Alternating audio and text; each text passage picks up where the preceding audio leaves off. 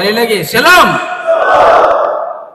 Ya, yang saya hormati Ibu Wakil Bupati, Bapak Sekda, Bapak Kepala Dinas PLT, Kepala Dinas PMD, para camat, lurah, kepala desa, tenaga ahli atau pendamping yang sudah hadir, singkatnya hadirin semua yang saya hormati dan banggakan. Selamat siang semua.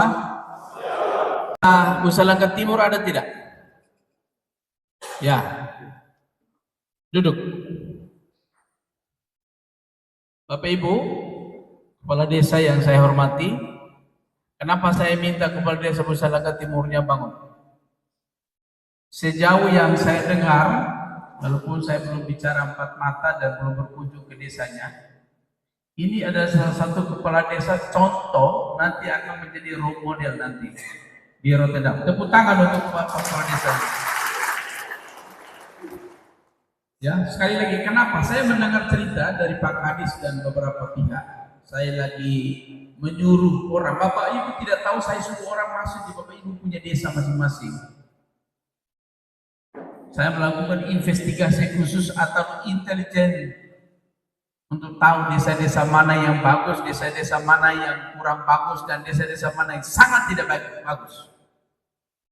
Ya, karena itu saya mendapatkan informasi sementara ini salah satu penyelenggaraan pemerintahan dan pelayanan kemasyarakatan yang cukup bagus, dan bagus itu adalah Desa Nusa Langkat Timur.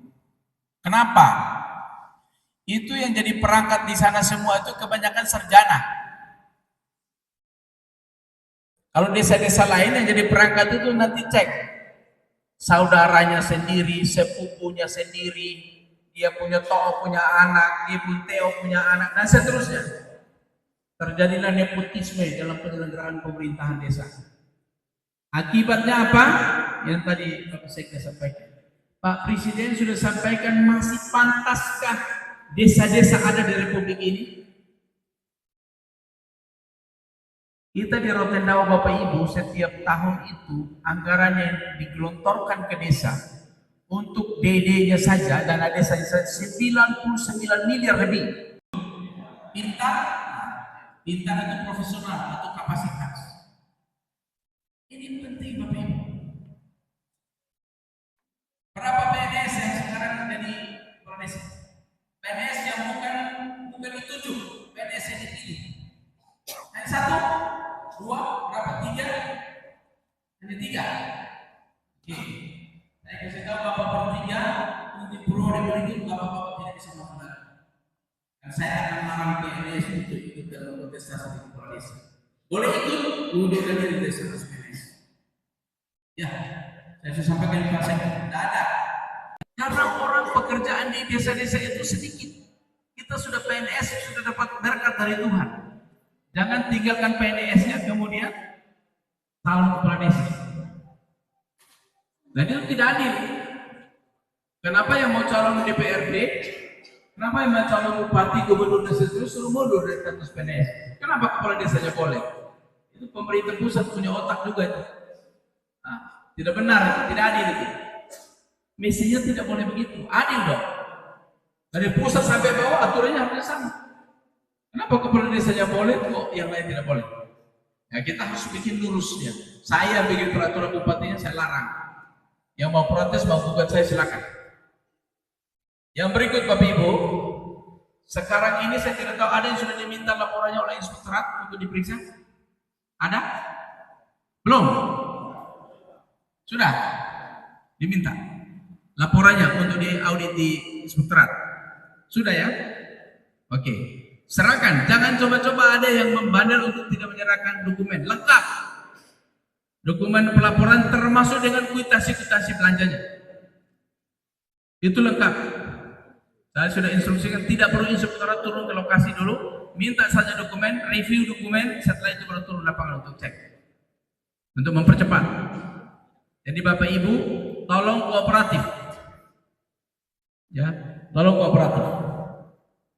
Yang berikut. Ini saya supaya Bapak Ibu tahu. Saya kalau tidak salah kepala desa Boni nanti ikut diperiksa, kepala desa Oelua. Ya. Desa saya setahu saya itu dari kecamatan Luahulu itu Wailua, Boni, Balaoli mana Balaoli?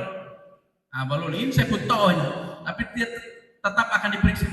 Pak Minggu susah punya teman SD, Pak Mika Heno, itu Mika Heno. Saya waktu SMP rumah kami berhadapan-hadapan 3 tahun tadi. Kenapa saya minta mereka diperiksa supaya tidak ada orang bupatinya dari Luahulu itu masih dia buang keluarga, maka tidak diperiksa. Tidak, saya minta mereka diperiksa duluan. Yang berikut Lidor almarhum, ya walaupun ada penggantinya. Lidor yang meninggal itu saya pun tahu juga. Itu dua-dua itu saya pun tahu itu. Tapi saya tidak pusing. Ya, boleh tanya sama mereka semua. Apakah saya main dewan 2 kali, main bupati pernah saya minta mereka untuk dukung saya? Boleh tanya. Ini termasuk Kepala Desa Muni. Tasilong. Boleh tanya. Saya tidak akan biarkan siapapun termasuk saya untuk mengambil yang bukan hak itu. Saya sama ibu aku sudah jelas. Kami selama memimpin Rotendau tidak boleh ada fee break. Apalagi bapak ibu yang ada di desa. Coba-coba. Bukan saya bilang coba saya mau lihat. Jangan sampai kasih pihak ketiga kerja lalu bapak ibu dong meminta 10%. Saya dapat tahu, saya nonaktifkan, saya langsung APH proses. 600 miliar lebih. Kemandirian fiskal kita hanya 3,6 sampai 3,9%. Uangnya semua kita terima dari pusat. Termasuk di dalamnya dana desa yang ditransfer langsung. Termasuk di dalamnya dana BOS yang ditransfer langsung.